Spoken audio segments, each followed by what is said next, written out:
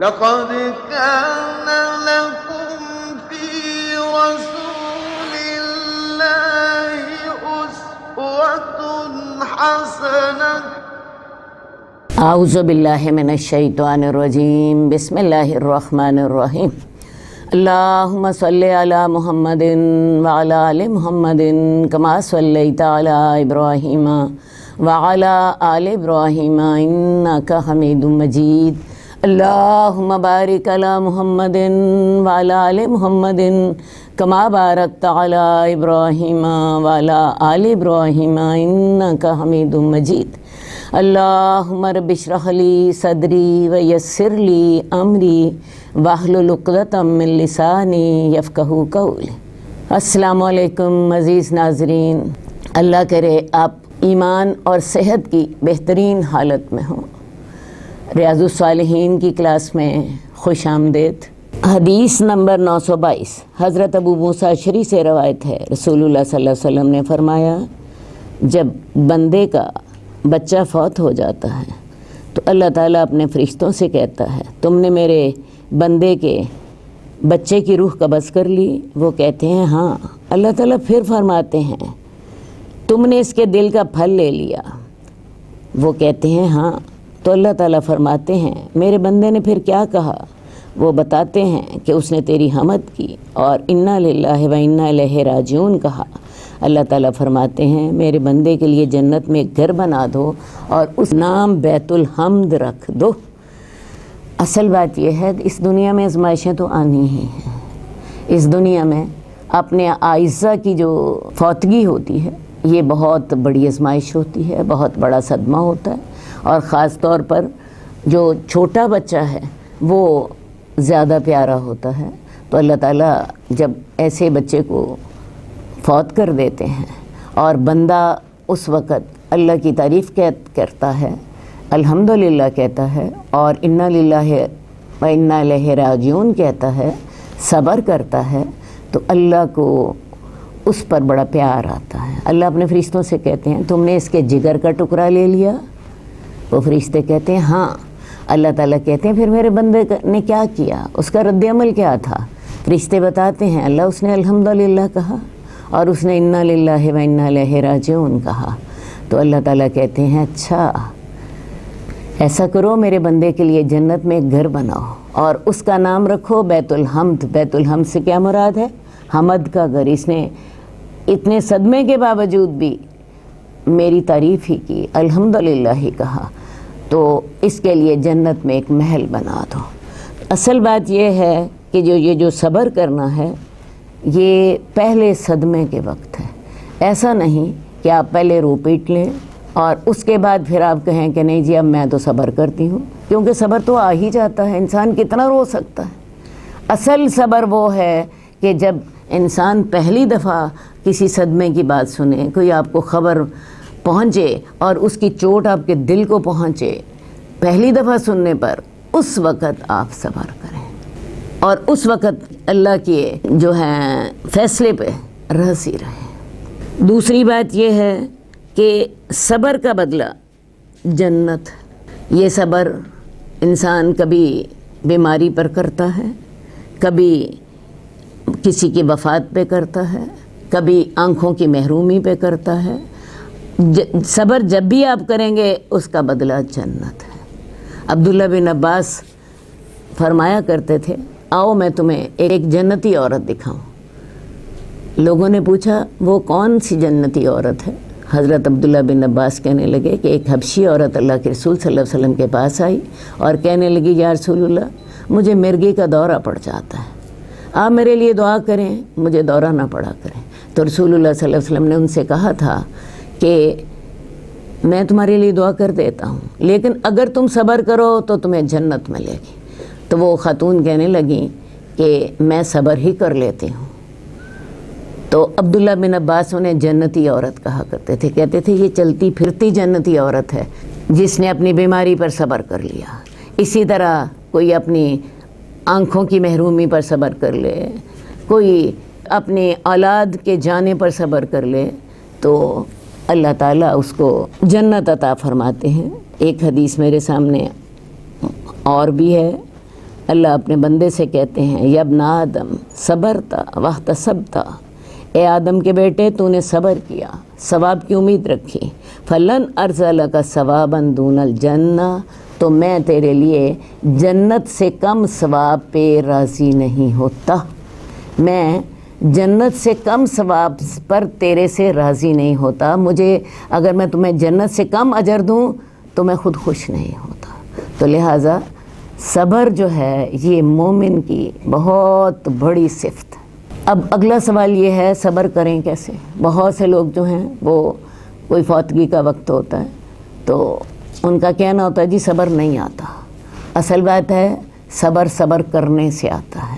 اپنے آپ کو تھوڑا سا سمجھائیں، تھوڑا سا اپنے آپ کو کنٹرول کریں، آپ دیکھیں گے اللہ آپ کو توفیق دے دے گا۔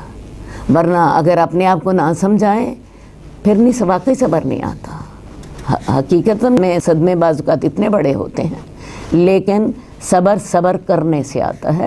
تھوڑا سا اپنے آپ کو شعور کے ساتھ سمجھائیں، تھوڑی سی اللہ کی فرما برداری کرنے کی کوشش کریں، آپ دیکھیے آپ کو صبر آتا جائے گا۔ اور اس چیز کا ہم نے مشاہدہ کیا ہے، جن گھروں میں قرآن کلاسز ہو رہی ہوتی ہیں ان گھروں میں جب فوتگی ہوتی ہے تو ان کا ماحول اور جو لوگ اس سے آشنا نہیں ہوتے ان کے ماحول میں بہت زیادہ فرق ہوتا ہے۔ جن گھروں میں قرآن کلاسز ہو رہی ہوتی ہیں یا ان گھروں کی خواتین قرآن کلاسز میں شامل ہو رہی ہوتی ہیں ان کو ہم نے دیکھا کہ وہ اپنے ان موقعوں پر بھی بڑے حوصلے کے ساتھ انا للہ و انا الیہ راجعون پڑھ رہی ہوتی ہیں، دوسروں کو بھی بلکہ صبر کی تلقین کر رہی ہوتی ہیں۔ حدیث نمبر 924 حضرت اسامہ بن زید سے روایت ہے، رسول اللہ صلی اللہ علیہ وسلم کی صاحبزادیوں میں سے ایک صاحبزادی نے آپ کو بلوانے کے لیے پیغام بھیجا اور آپ کو اطلاع دی کہ اس کا بچہ یا بیٹا موت کی آغوش میں ہے، یعنی اس کا بالکل آخری وقت تھا، سانس اکھڑ رہے تھے، تو انہوں نے رسول اللہ صلی اللہ علیہ وسلم کو بلا بھیجا۔ آپ کو پتہ ہے ایسے موقعوں پر انسان کو اپنے ہمدرد ساتھی کی ضرورت ہوتی ہے، اور انہوں نے اپنے والد سے بہتر ہمدرد کون ہو سکتا ہے، اور پھر رسول اللہ صلی اللہ علیہ وآلہ وسلم، تو انہوں نے آپ کو بلوانے کے لیے بھیجا۔ تو آپ نے قاصد سے فرمایا واپس جاؤ اور ان سے کہو کہ اللہ ہی کا تھا جو اللہ نے لے لیا اور اسی کا تھا جو اس نے دے دیا۔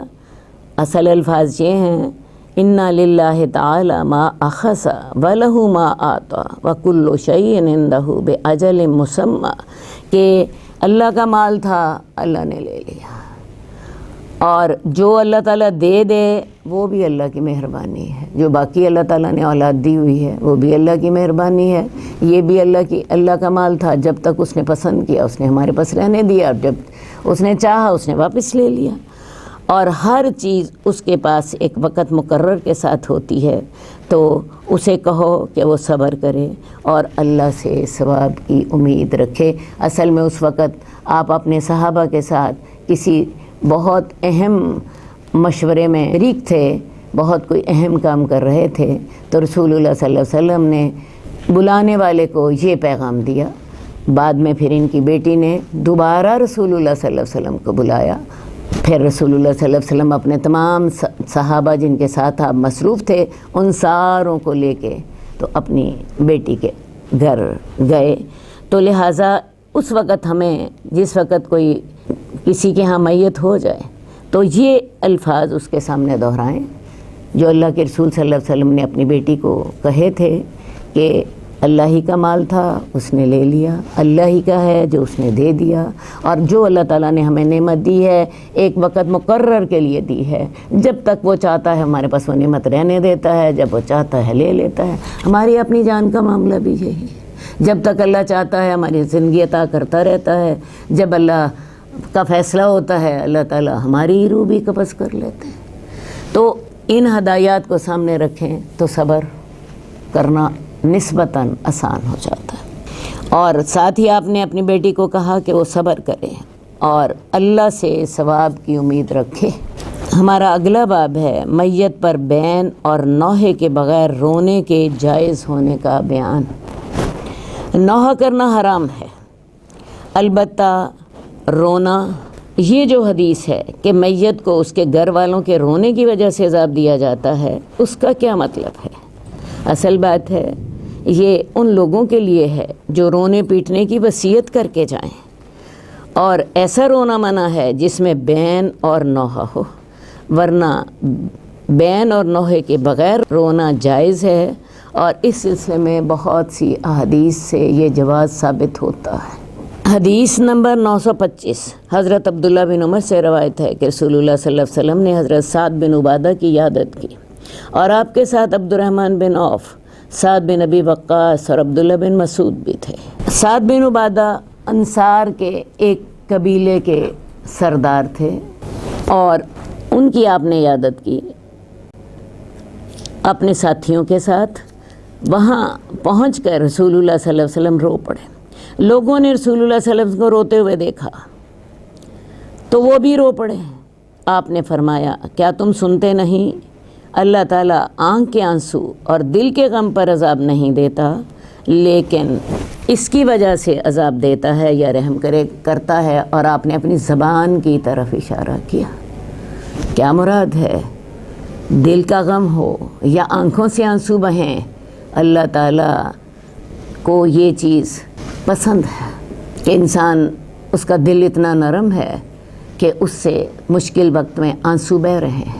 یہ اللہ کی رحمت ہے جو اللہ تعالیٰ کسی کے دل میں ڈال دیتا ہے۔ انسان کو اتنا سنگ دل بھی نہیں ہونا چاہیے کہ موت کا صدمہ آ جائے تو اس کو اثر ہی نہ ہو، وہ اس وقت بھی بے پرواہی بیٹھے۔ ٹھیک ہے، تو دل کا غم کرنا یا آنکھوں سے آنسو بہانا یہ باعث رحمت ہے۔ ہاں، وہ رونا منع ہے جس میں اللہ کا شکوہ کیا جا رہا ہو، اونچی آواز سے رویا جا رہا ہو۔ اور آپ نے پھر اپنی زبان کی طرف اشارہ کیا۔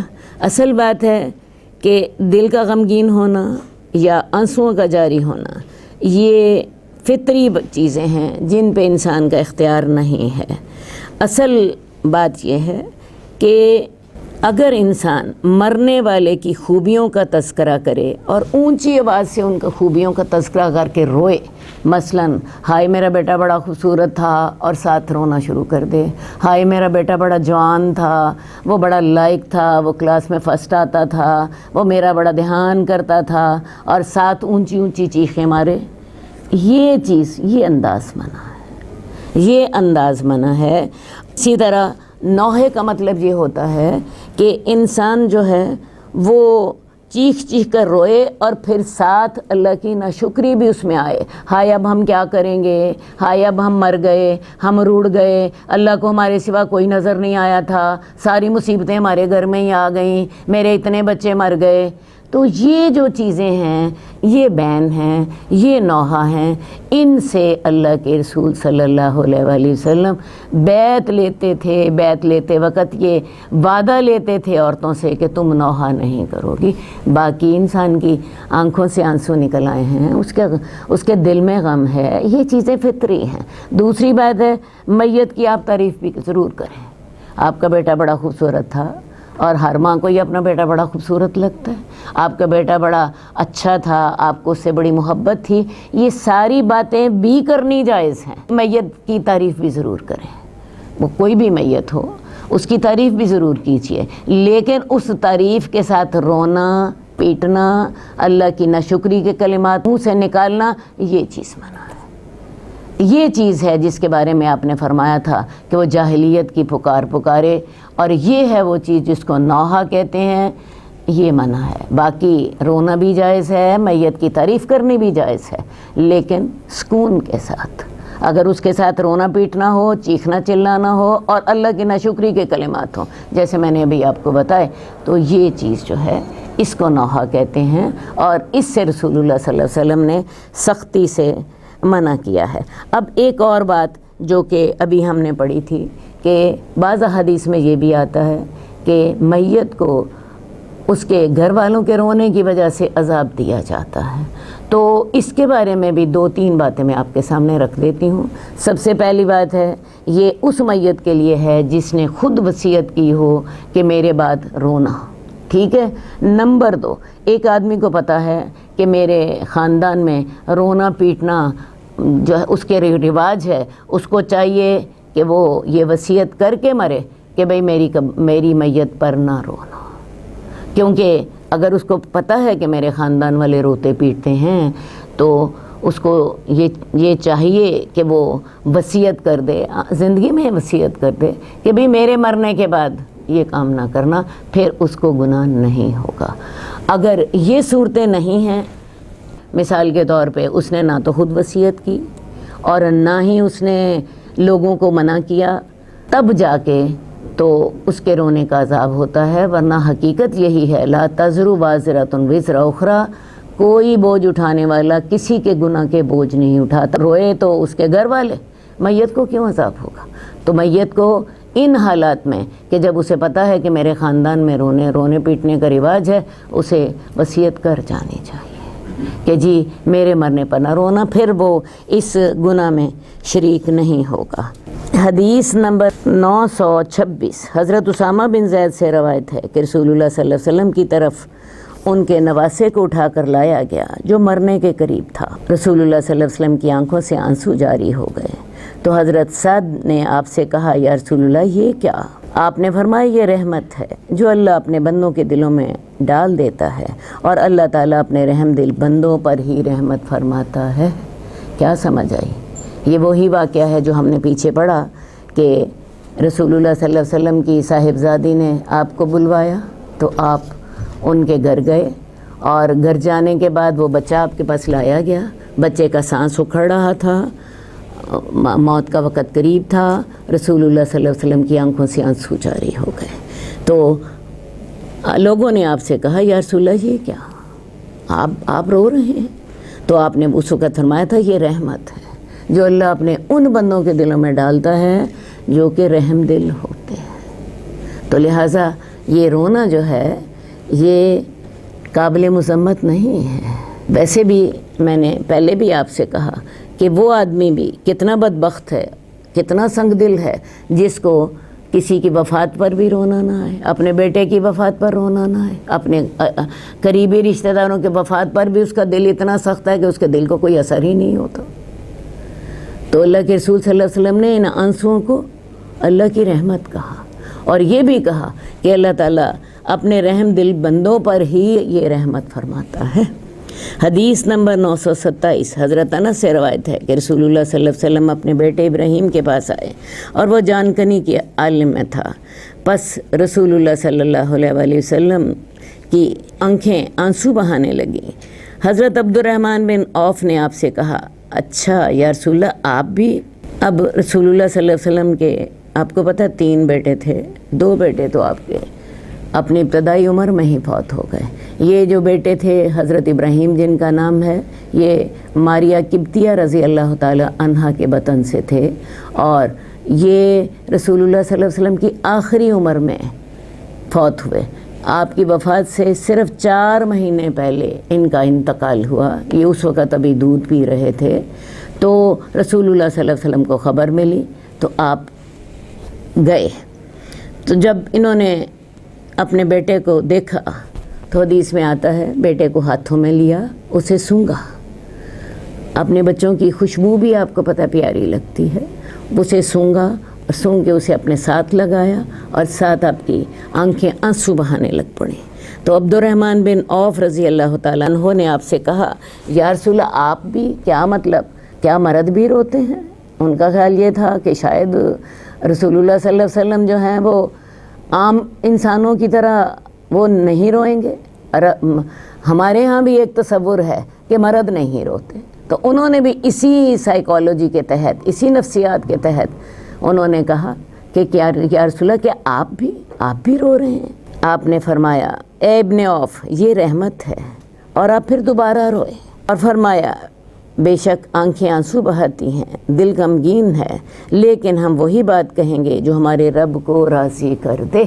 اب آپ اندازہ لگائیے، ایک شخص کی اولاد نہیں، بیٹا نہیں ہے، اور وہ بیٹا اللہ تعالیٰ نے آخری عمر میں دیا ہے، اور آخری عمر میں اللہ تعالیٰ نے واپس لے لیا، تو آپ کو ظاہر ہے صدمہ تو بہت زیادہ ہوگا۔ تو رسول اللہ صلی اللہ علیہ وسلم کی آنکھوں سے دوبارہ آنسو بہنے لگے، اور آپ کا عمل دیکھیے، آپ نے کہا کہ ان لینا تدمع، آنکھوں سے آنسو جاری ہیں، بل قلب یحزن، دل بڑا غمگین ہے، لیکن ہمارے منہ سے بات وہی نکلے گی جس سے ہمارا رب راضی ہو، اور وہ بات کون سی ہے؟ انا للہ و انا الیہ راجعون۔ دل غمگین ہے، آنکھیں آنسو بہا رہی ہیں، لیکن زبان سے کوئی ایسا کلمہ نہیں نکلے گا جو کہ صبر کے منافی ہو۔ تو لہٰذا آپ فرما رہے تھے انا للہ و انا الیہ راجعون، اور ساتھ ہی یہ بھی فرما رہے تھے وَإِنَّا بِفِرَاقِكَ يَا إِبْرَاهِيمُ لَمَحْزُونُونَ، ابراہیم ہم تیری جدائی کے ساتھ بڑے ہی غمگین ہیں۔ اس غم کی حالت میں بھی بڑے شعور کے ساتھ رسول اللہ صلی اللہ علیہ وآلہ وسلم اپنی زبان سے وہی کلمات نکال رہے تھے جن سے اللہ راضی ہو۔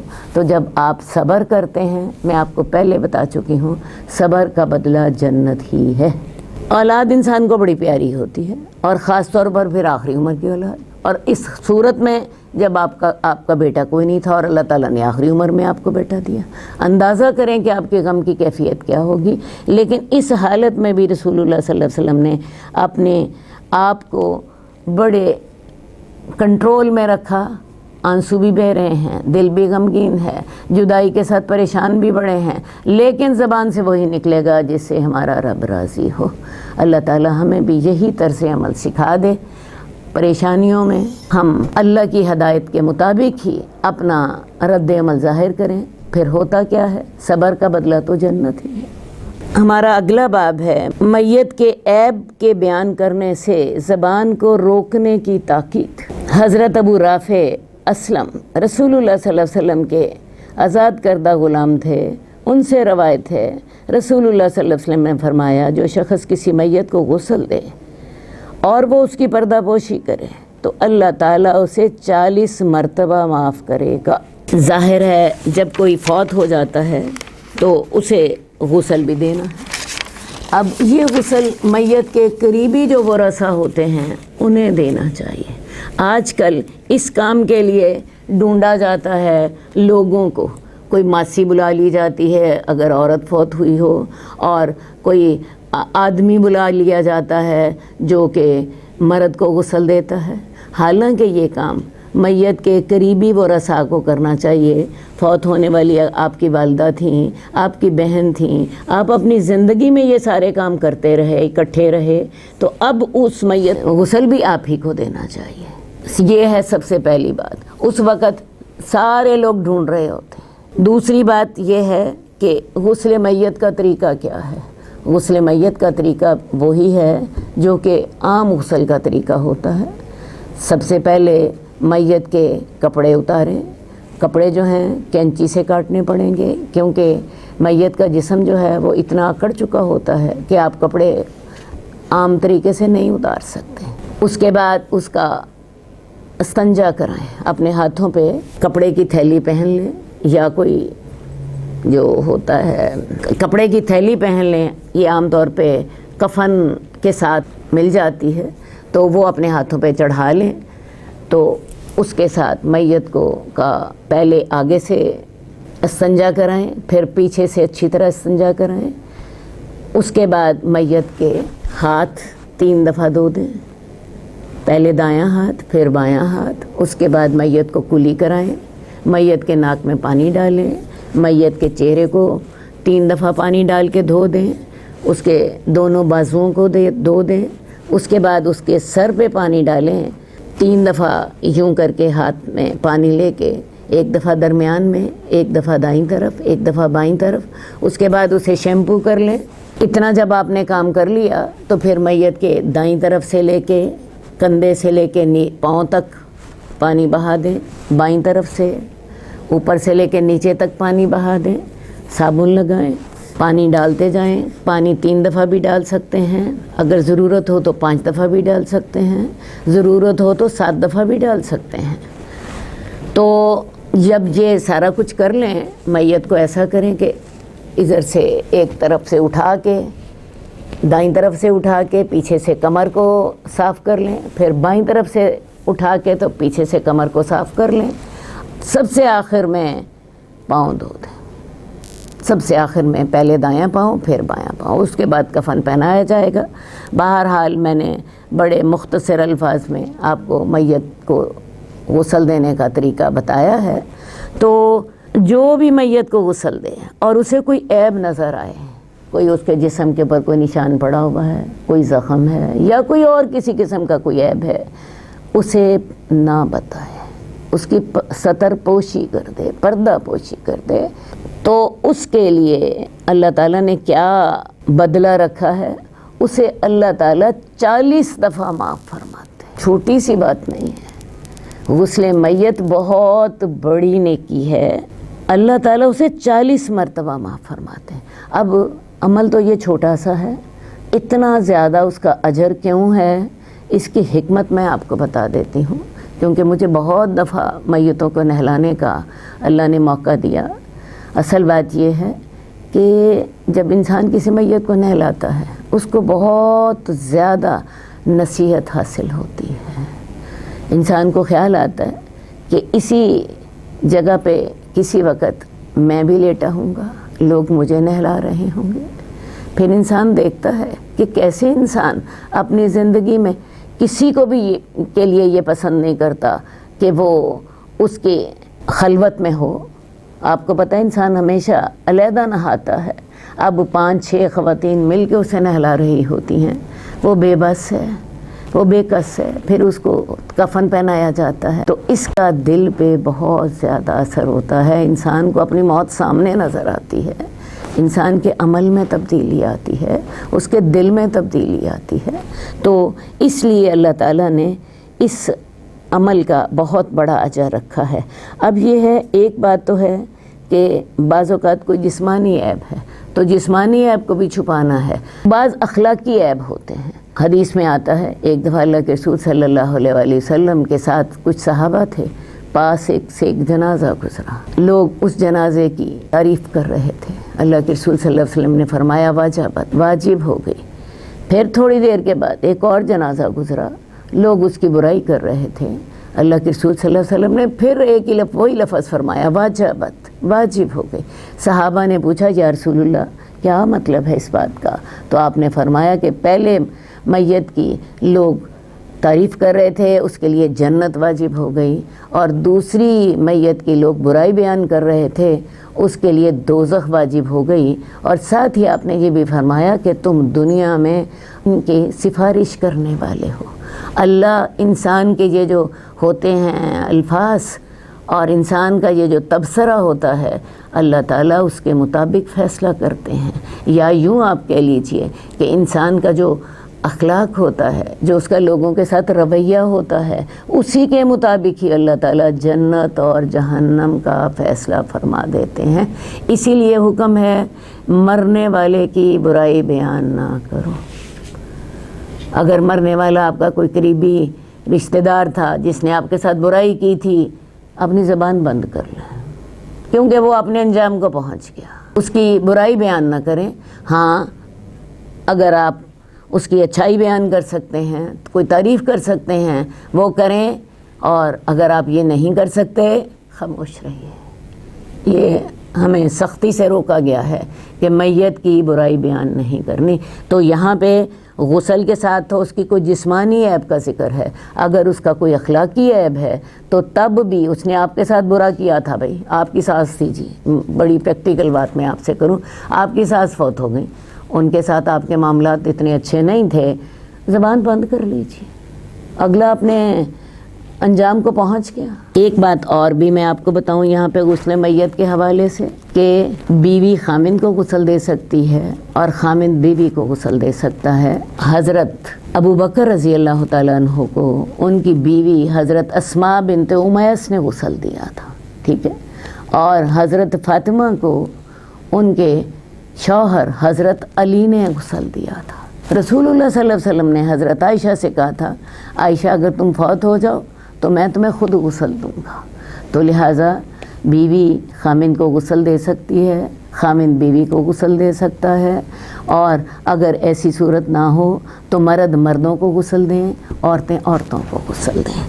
اگلا ہمارا باب ہے نماز جنازہ پڑھنے جنازے کے ساتھ چلنے، تدفین میں شریک ہونے کا بیان اور جنازوں کے ساتھ عورتوں کے چلنے کی کراہت۔ حدیث نمبر 930 حضرت ابو ہریرہ سے روایت ہے، رسول اللہ صلی اللہ علیہ وسلم نے فرمایا، جو شخص کسی مسلمان کے جنازے کے ساتھ ایمان کے تقاضے اور ثواب کی نیت سے چلے گا اور اس کی نماز جنازہ پڑھنے اور دفن ہونے فارغ ہونے تک اس کے ساتھ رہے گا تو وہ 2 قرات اجر لے کر لوٹے گا۔ ہر قرات احد پہاڑ کی مانند ہے، اور جو اس کو دفنائے جانے سے قبل صرف نماز جنازہ پڑھ کر آئے تو وہ 1 قرات کے ساتھ واپس آئے گا۔ کسی میت کے ساتھ جو ہم آخری نیکی کر سکتے ہیں وہ یہ ہے کہ اس کی نماز جنازہ میں شامل ہوں۔ نماز جنازہ میں میت کے لیے ہم دعائیں کرتے ہیں، اللہ اس پہ رحم کر دے، اللہ اس کو معاف کر دے، اللہ اس کی قبر فراخ کر دے، اللہ اس کی قبر روشن کر دے، اللہ اس کو قبر کے عذاب سے بچا لے، اللہ اس کے قبر میں جنت کی کھڑکی کھول دے۔ تو نماز جنازہ میں ضرور شامل ہوں، اور جو شخص نماز جنازہ میں شامل ہوتا ہے اس کو 1 قرات اجر ملتا ہے، اور جو نماز جنازہ سے پڑھنے کے بعد میت کے ساتھ قبرستان چلا گیا اور جب تک اس کو دفن کرتے رہے تب تک ساتھ رہا تو ایسے شخص کو 2 قرات کا اجر ملتا ہے۔ پوچھا گیا کہ 1 قرات کتنا ہوتا ہے تو حضرت ابو ہریرہ نے کہا، ہر قرات احد پہاڑ کی طرح ہے، اور احد پہاڑ جو ہے یہ 6 میل کے گھیرے میں ہے، اتنا بڑا 6 میل کے گھیرے میں ہے احد پہاڑ، تو لہٰذا اتنا زیادہ اجر ملتا ہے اگر کوئی شخص کسی کی نماز جنازہ میں شامل ہوتا ہے تو 1 قرات، اور اگر دفن ہونے تک اس کے ساتھ رہتا ہے تو 2 قرات۔ لیکن یہ اجر تب ملتا ہے جب انسان ثواب کی نیت سے اور ایمان کے تقاضے کے ساتھ جائے، اللہ کا حکم سمجھ کے جائے۔ اور اگر کوئی شخص یہ سوچے کہ یہ جی میرا پڑوسی ہے، میرا افسر ہے، میرا سمدھی ہے، میری بیٹی کے سسرال والے ہیں، نہ گئے تو اسے تانے ملیں گے، تو میں آپ کو بتاؤں پھر کوئی اجر نہیں ملتا۔ حدیث کے الفاظ ہیں کہ ایمان کے تقاضے کے ساتھ، ایماناً و احتساباً، ایمان کے ساتھ جائے اور ثواب کی نیت رکھتے ہوئے۔ یہ اللہ کا حکم ہے، اللہ کی میں فرما برداری کر رہی ہوں یا کر رہا ہوں تو تب یہ اجر ملتا ہے، ورنہ اگر کسی اور نیت کے ساتھ آپ جائیں تو پھر یہ اجر نہیں ملتا، تو لہٰذا اپنی نیت خالص کر لیجیے۔ حدیث نمبر 931 حضرت ام عطیہ فرماتی ہیں، ہمیں جنازوں کے ساتھ چلنے سے منع کیا گیا لیکن ہم پر سختی نہیں کی گئی۔ اب جنازے پہ مردوں نہیں جانا ہوتا ہے، جہاں تک نماز جنازہ کا تعلق ہے اس میں عورتیں بھی شامل ہو سکتی ہیں، کیونکہ حضرت عائشہ رضی اللہ تعالیٰ عنہ نے حضرت سہیل بن بیضاء کی نماز جنازہ پڑھی تھی۔ یہ جنازہ رسول اللہ صلی اللہ علیہ وسلم نے مسجد نبوی میں پڑھایا تھا، اور حضرت عائشہ اس میں اپنے حجرے میں شریک تھیں، تو لہٰذا عورتیں بھی نماز جنازے میں شامل ہو سکتی ہیں۔ دوسری بات یہ کہ نماز جنازہ کے بعد قبرستان جاتے ہوئے یہ کام صرف مرد ہی کریں گے، ہمیں جنازوں کے ساتھ چلنے سے منع کیا گیا لیکن ہم پر سختی نہیں کی گئی۔ سختی اس لیے نہیں کی گئی کہ اگر کوئی عورت جنازے کے ساتھ جانا چاہتی ہے تو جا سکتی ہے۔ اب کیوں منع کیا گیا؟ اصل بات ہے مردوں کے ساتھ اختلاط ہوگا، ایک بات۔ دوسری بات، عورتیں جزا فضا زیادہ کرتی ہیں، عورتوں سے صبر نہیں ہوتا، تو ویسے بھی میت کو عورتیں تو کبھی بھی دفنا نہیں سکتی، میرا حال ہے ان کے پاس اتنا حوصلہ ہی نہیں ہے۔ اللہ تعالیٰ نے ان کی جو فطری کمزوریاں ہیں ان کا خیال رکھا ہے، لیکن اگر کوئی عورت جنازے کے ساتھ جانا چاہتی ہے تو سختی نہیں کی گئی۔ مثال کے طور پہ کوئی مامتا کی ماری ہے بیچاری، اسے نہیں چین آ رہا ہے تو وہ جا سکتی ہے۔ اصل میں شریعت ہم جذبات کا خیال کرتی ہے، جب تک کہ کوئی گناہ نہ ہو یا کوئی زیادہ سیویئر کنڈیشن نہ ہو جائے شریعت اجازت دیتی ہے۔ ایک دفعہ مجھے بھی ایسا میرے ساتھ بھی واقعہ پیش آیا، میرا ایک بھانجا جو ہے وہ فوت ہو گیا، اور وہ بڑے مشکل حالت میں فوت ہوا یہ کہ اس کی والدہ جو تھیں ان کے ہاں اللہ تعالیٰ نے ایک بچہ دیا۔ رات کو ان کی والدہ کو لیبر پین شروع ہوئی اور انہوں نے اپنے اس بیمار بچے کو والد کے سپرد کیا کہ آپ اس کو سنبھالیں. ظاہر ہے وہ بیچاری اس مشکل میں تھیں. تو ہوا یہ کہ فجر کے وقت اللہ تعالیٰ نے رحمت فرما دی، اللہ تعالیٰ نے بیٹی عطا فرما دی، اور کوئی 2 گھنٹے بعد وہ بچہ فوت ہو گیا. تو یہ اتنے ایک طرح کے دلدوز حالات تھے کہ بڑا ہی دل پہ اثر تھا. میں لاہور سے گئی، گجرانوالی پہنچتے پہنچتے جنازہ جا چکا تھا اور مجھے چین نہیں آ رہا تھا. میں پھر جنازے کے پیچھے گئی، اور جنازے کے پیچھے جا کے تو پھر میں نے اس بچے کو جب اس کو دیکھا دفن کے وقت، تو اس کی میت میں نہیں دیکھ سکی. اس وقت میں نے وہاں جا کر دیکھی تو پھر مجھے چین آیا. تو ایسے موقعوں پر جب انسان اتنا بے چین ہو، شریعت روکتی نہیں ہے، لیکن اصول کیا ہے کہ عورتیں جنازے کے ساتھ نہیں جائیں گی. اور مجھے پھر اس دن سمجھ آئی کہ اللہ کے رسول صلی اللہ علیہ وآلہ وسلم نے روکا کیوں نہیں. کوئی ممتا کی ماری بیچاری، کوئی رشتہ دار، کوئی قریبی عزیز، نہیں چین آ رہا، جا سکتی ہے، لیکن اس شرط کے ساتھ کہ صبر کے ساتھ انسان اپنا وہ وقت گزارے، نوحہ نہ کرے، بے صبری نہ کرے. ہمارا اگلا موضوع ہے نماز جنازہ میں نمازیوں کا زیادہ ہونا اور 3 یا اس سے زیادہ صفیں بنانا مستحب ہے. حدیث نمبر 933 حضرت عبداللہ بن عباس سے روایت ہے کہ میں نے رسول اللہ صلی اللہ علیہ وسلم کو فرماتے ہوئے سنا، جو مسلمان آدمی فوت ہو جائے اور اس کے جنازے پر ایسے 40 آدمی نماز پڑھیں جو اللہ کے ساتھ کسی کو شریک نہ ٹھہراتے ہوں، تو اللہ تعالیٰ میت میں کے حق میں ان کی مغفرت کی سفارش کو قبول فرماتا ہے. تو لہٰذا نماز جنازہ میں شامل ہونا چاہیے، کیونکہ اگر کسی کی نماز جنازہ میں 40 آدمی شامل ہو جائیں، موحد ہوں، اللہ کے ساتھ شرک نہ کرنے والے ہوں، تو اور وہ اس کے لیے دعا کریں، اس کے لیے اللہ سے سفارش کریں، اللہ ہمارے اس بھائی کو معاف کر دے، ہمارے اس بھائی پہ رحمت کر دے، ہمارے اس بھائی کی قبر ٹھنڈی کر دے، ہمارے اس بھائی کی قبر کو روشن کر دے، ہمارے اس بھائی کی قبر میں جنت کی کھڑکی کھول دے، اور اسی طرح کی دوسری دعائیں جو کہ نماز جنازہ کی دعائیں ہوتی ہیں. تو اللہ تعالیٰ ان کی سفارش قبول کر کے میت کو کی مغفرت فرما دیتے ہیں. لیکن شرط یہ ہے کہ وہ لوگ موحد ہوں، شرک کرنے والے نہ ہوں. حدیث نمبر 934 حضرت مرثد بن عبداللہ بیان کرتے ہیں کہ حضرت مالک بن حبیرہ رضی اللہ تعالیٰ عنہ جب جنازے کی نماز پڑھنے لگتے اور لوگ تھوڑے دیکھتے تو لوگوں کو 3 صفوں میں تقسیم کر دیتے. پھر فرماتے کہ رسول اللہ صلی اللہ علیہ وسلم نے فرمایا، جس شخص پر 3 صفیں نماز پڑھیں تو اس پر جنت واجب ہو گئی. اب بعض اوقات ایسا ہوتا ہے کہ لوگ تھوڑے ہوتے ہیں تو پھر اس کی 3 صفیں بنا لیں. تو کسی حدیث میں 100 آدمیوں کا ذکر آتا ہے کہ 100 آدمی نماز جنازہ پڑھیں تو اللہ مغفرت فرماتے ہیں. یہ جو ابھی ہم نے 933 نمبر حدیث پڑھی، اس میں 40 آدمیوں کا ذکر ہے اور 3 صفوں کا بھی ذکر ہے. تو لہٰذا جو 3 صفیں نماز پڑھیں یا 40 آدمی نماز پڑھیں تو اللہ تعالیٰ ان لوگوں کی جو سفارش جو وہ میت کے حق میں کرتے ہیں اسے قبول فرما لیتے ہیں. نماز جنازہ کا ثواب ہم پہلے پڑھ چکے ہیں کہ جو شخص نماز جنازہ پڑھتا ہے اسے 1 قرات اجر کا ثواب ملتا ہے.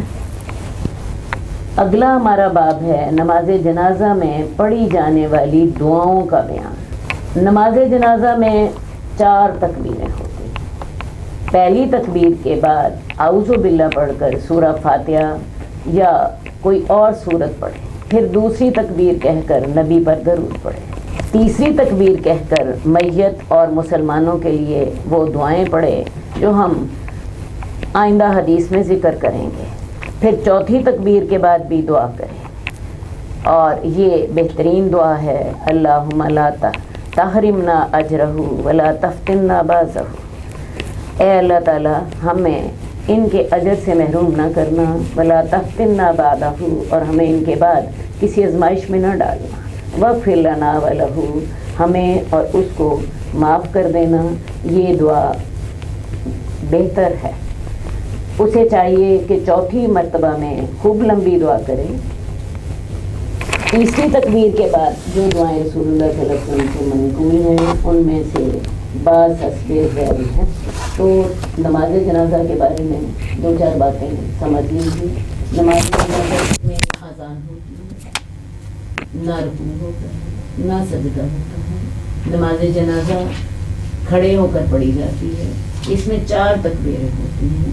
پہلی تکبیر کے بعد اللہ اکبر کریں اور ساتھ اپنے ہاتھ بلند کریں اور سینے پر ہاتھ باندھیں۔ اس میں آپ نے سورہ فاتحہ پڑھنی ہے اور سورہ فاتحہ کے ساتھ کوئی چھوٹی سی سورت۔ عام طور پر اس موقع پر نماز جنازہ پڑھانے والے یہ آیت پڑھتے ہیں، یا ایھا النفس المطمئنہ ارجعی الی ربک راضیۃ مرضیہ فادخلی فی عبادی وادخلی جنتی۔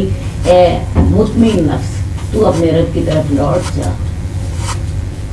تو اللہ وہ تجھ سے راضی، تو اللہ سے راضی، تو میرے بندوں میں داخل ہو جا اور میرے میں شامل ہو جا اور میری جنت میں داخل ہو جا۔ یا کوئی اور چھوٹی سی صورت۔ عام طور پہ ویسے میں نے آپ کو بتایا کہ نماز جنازہ پڑھانے والے یہ آیت پڑھتے ہیں۔ تو پہلی تکبیر کے بعد سورہ فاتحہ اور کچھ چھوٹی سی سورت یا کچھ آیات۔ دوسری جب تکبیر ہو تو پھر درود پڑھنا ہے، اللہم صلی علی محمد وعلی آل محمد آخر تک، اور اللہم بارک علی محمد وعلی آل محمد کما بارکت علی ابراہیم وعلی آل ابراہیم انک حمید مجید۔ تیسری تکبیر کے بعد دعائیں پر، ٹھیک ہے، اور ان میں سے کئی دعائیں ہم اگلی احادیث میں پڑھ رہے ہیں۔ چوتھی تکبیر کے بعد بھی ایک حدیث کے مطابق جو عبداللہ بن ابی اوفا سے روایت ہے، اس میں چوتھی تکبیر کے بعد بھی دعاؤں کا ذکر ہے۔ بہرحال عام طور پہ تیسری تکبیر میں دعا کرتے ہیں اور چوتھی تکبیر کے بعد سلام پھیر دیتے ہیں، السلام علیکم ورحمۃ اللہ اور السلام علیکم ورحمۃ اللہ، اور بس نماز جنازہ ختم ہو جاتی ہے۔ عام طور پہ 4 تکبیریں کہی جاتی ہیں، لیکن ہمیں حدیث سے پتہ چلتا ہے کہ بعض مواقع پر آپ نے 4 تکبیروں سے زائد تکبیریں بھی کہیں۔ حدیث نمبر 935 ابو عبد الرحمن عوف بن مالک سے روایت ہے، رسول اللہ صلی اللہ علیہ وسلم نے ایک جنازے پر نماز پڑھی تو میں نے وہ دعا یاد کری۔ رسول اللہ صلی اللہ علیہ وسلم کی دعا یہ تھی، اللہم اغفر لہ وارحمہ وعافہ واعف عنہ واکرم نزلہ ووسع مدخلہ واغسلہ بالماء والثلج والبرد۔ میں ساتھ ساتھ ترجمہ کر لیتی ہوں۔ اے اللہ تعالیٰ اس میت کی مغفرت فرما دے، اس پہ رحم کر دے، اس کو عذاب سے عافیت دے، واعف عنہ اس کو معاف کر دے، وَأَكْرِمْ نُزُولَهُ اس کی مہمان نوازی اچھی کرنا، وَوَسِّعْ مُدْخَلَهُ اس کی قبر کو فراخ کر دینا، اور اسے پانی کے ساتھ اور برف اور اولوں کے ساتھ دھو دے، وَنَقِّهِ مِنَ الْخَطَايَا اسے گناہوں سے پاک کر دے، كَمَا نَقَّيْتَ الثَّوْبَ الْأَبْيَضَ مِنَ الدَّنَسِ جیسے کہ سفید کپڑے کو تو میل کچیل سے صاف کرتا ہے، وَأَبْدِلْهُ دَارًا خَيْرًا مِنْ دَارِهِ اس کو اس کے گھر سے بہتر کر دینا، وَأَهْلًا خَيْرًا مِنْ أَهْلِهِ اور اس کو اس کے گھر والوں سے بہتر گھر والے دینا، وَزَوْجًا خَيْرًا مِنْ زَوْجِهِ اور اس کو اس کی زوج سے بہتر زوج عطا فرمانا، وَأَدْخِلْهُ الْجَنَّةَ اسے جنت میں داخل فرما، وَأَعِذْهُ مِنْ عَذَابِ الْقَبْرِ وَمِنْ عَذَابِ النَّارِ اور اللہ تعالیٰ اس کو قبر کے عذاب سے اپنی پناہ میں لے لے اور دوزخ کے عذاب سے، حتیٰ تمنیت ان اکون انا ذالک المیت حتیٰ کہ میں نے تمنا کی وہ میت ہوتا۔ تو رسول اللہ صلی اللہ علیہ وسلم نے اتنی پیاری دعائیں کی، اتنے خلوص سے دعائیں کی، اتنی دل لگا کے دعائیں کی کہ عوف بن مالک کہتے ہیں کہ میرا دل چاہا کہ کاش یہ دعائیں میرے لیے ہوتی، میت میں ہوتا اور میرے لیے اللہ کے رسول اتنی خوبصورت اور اتنی اچھی دعائیں کر رہے ہوتے۔ تو یہ دعا جو ہے یہ جنازے کی ایک ایک لفظ اس کا ذرا دیکھیں کتنا بامانی ہے اور کتنی جامع دعا ہے۔ قبر کے عذاب سے بھی بچنے کی دعا دے دی، اپنے جنت میں داخلے کی بھی دعا دی، پھر اس کی جو ہے مغفرت کی، اس کا قبر وسیع کرنے کی، اس کی مہمان نوازی اچھی کرنے کی، اسے گناہوں سے پاک کرنے کی، یہ ساری دعائیں رسول اللہ صلی اللہ علیہ وسلم نے ان کے لیے کی۔ حدیث نمبر 936، حضرت ابو ہریرہ، حضرت ابو قتادہ اور ابو ابراہیم اشعری اپنے باپ سے جو صحابی ہیں روایت کرتے ہیں کہ رسول اللہ صلی اللہ علیہ وسلم نے ایک جنازے پر نماز پڑھی تو اس میں دعا فرمائی۔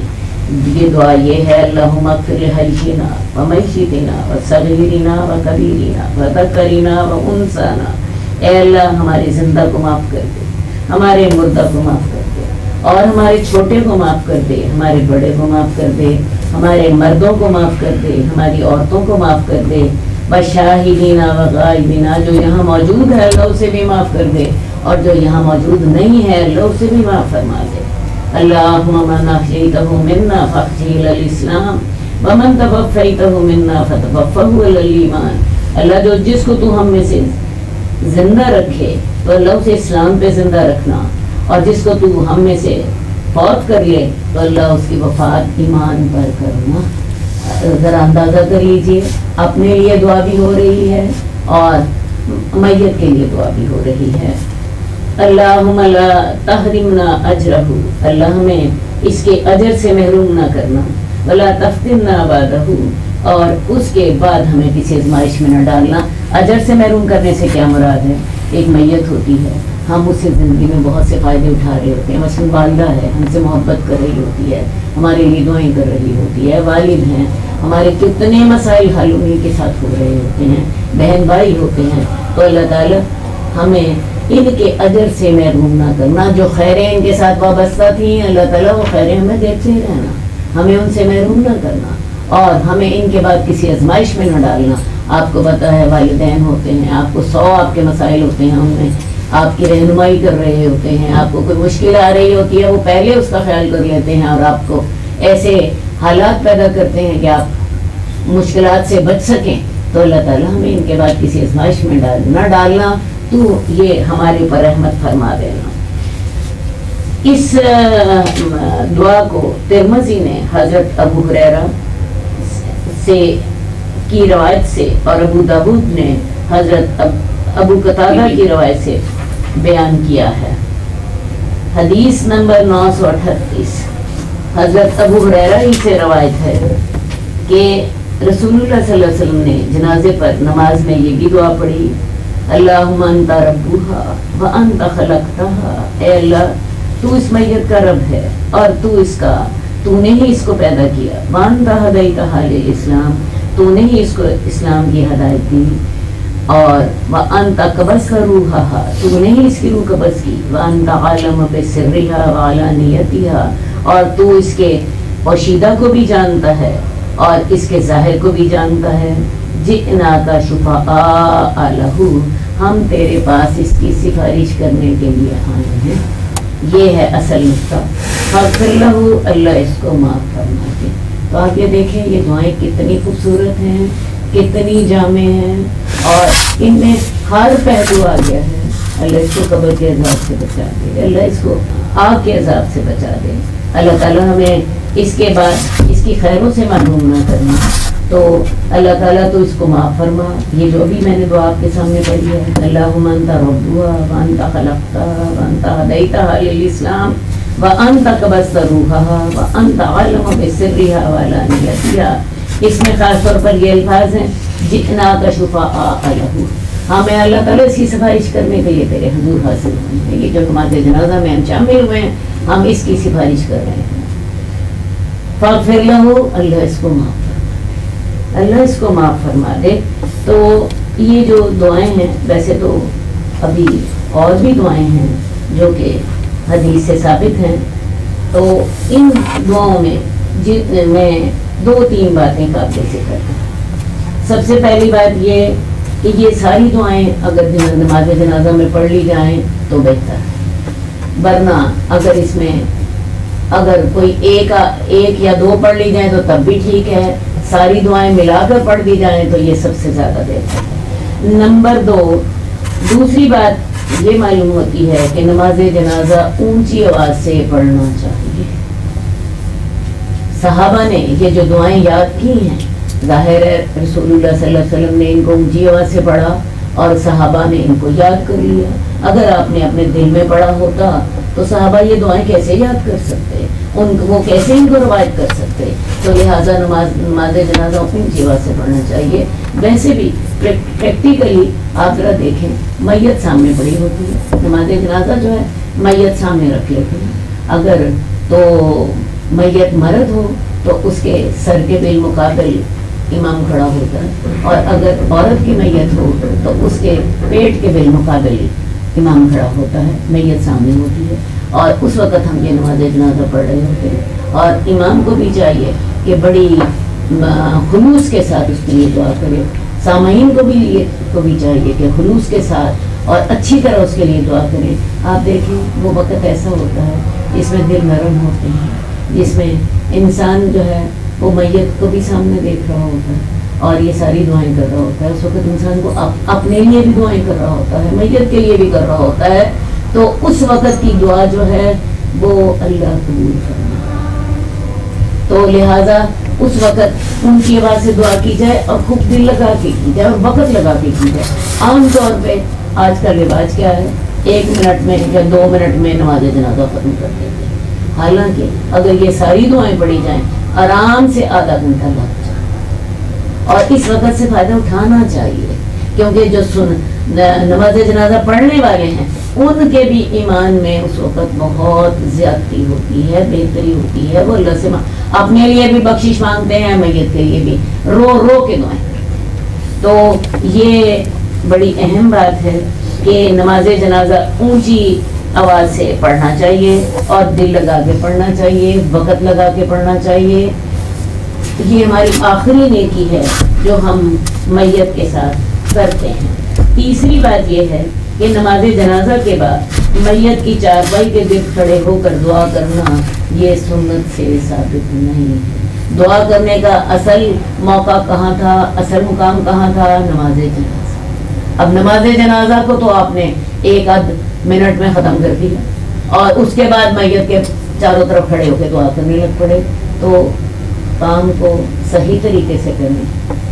نماز جنازہ کو خوب دل لگا کے، خوب وقت لگا کے تمام دعائیں پڑھیں اور اس کے بعد پھر سمجھ لیجیے دعا آپ نے کر لی۔ ہمارا اگلا باب ہے جنازے کے لیے جلدی کرنے کا بیان، جنازے کو جلدی لے کر جانے کا بیان۔ حدیث نمبر 941، حضرت ابو ہریرہ سے روایت ہے کہ رسول اللہ صلی اللہ علیہ وسلم نے فرمایا جنازہ لے جانے میں جلدی کرو، اس لیے کہ اگر وہ نیک ہے تو وہ ایک بھلائی ہے جس کی طرف تم اسے آگے بڑھاؤ گے، اور اگر اس کے برعکس ہے تو وہ ایک برائی ہے جسے تم اپنی گردنوں سے اتار کر رکھ دو گے۔ میت جو ہے اس کو نہلائیں، دلائیں، اس کو کفن پہنائیں اور کفن پہنا کے اسے جلدی دفن کر دیں۔ اگر تو وہ نیک ہے تو اس کو انجام تک ہمیں پہنچانا چاہیے، اور اس کا انجام کیا ہے؟ جنت، اس کے قبر اس کے لیے جنت کا ایک باغ، تو اس انجام تک اسے پہنچائیں۔ اور اگر وہ اس کے برعکس ہے یعنی نیک نہیں ہے تو پھر کیا کروں؟ پھر کیا ہے؟ وہ ایک برائی ہے جسے تم اپنی گردنوں سے اتار دو۔ ایک اور حدیث میں آتا ہے کہ جب جنازہ رکھا جاتا ہے اور لوگ اسے اپنے کندھوں پہ اٹھا لیتے ہیں، اگر وہ نیک ہوتا ہے تو جنازہ کہتا ہے مجھے آگے لے چلو، اور اگر نیک نہیں ہوتا تو لوگوں سے کہتا ہے ہائے میری ہلاکت اور بربادی، تم مجھے کہاں لے کے جا رہے؟ اس کی آواز انسان کے علاوہ ہر چیز سنتی ہے، اگر انسان سن لے تو یقیناً بے ہوش ہو جائے۔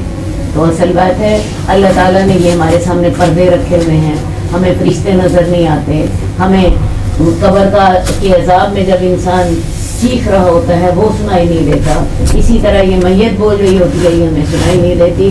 اللہ تعالیٰ نے یہ سارے ہمارے لیے پردے رکھے ہوئے ہیں، تو میت یہ خود بول رہی ہوتی ہے، موت کے ساتھ ہی یہ تمام پردے اٹھ جاتے ہیں۔ میت کو وہ فرشتے بھی نظر آ رہے ہوتے ہیں جو اس کی جان نکالنے کے لیے آتے ہیں، میت کو اپنا قبر کا انجام بھی نظر آ رہا ہوتا ہے. تو لہذا اس حدیث کے مطابق میت خود ہی یہ کہہ رہی ہوتی ہے کہ مجھے کہاں لے کے جا رہے ہیں، ہائے ہلاکت بربادی، کہاں مجھے لے کر جا رہے ہیں. اور اس کی آواز ہر کائنات کی چیز سنتی ہے سوائے انسان کے. اللہم صلی علی محمد وعلی آل محمد کما صلیت علی ابراہیم وعلی آل ابراہیم انک حمید مجید. اللہم بارک علی محمد وعلی آل محمد کما بارکت علی ابراہیم وعلی آل ابراہیم انک حمید مجید. مولاي صل وسلم دائما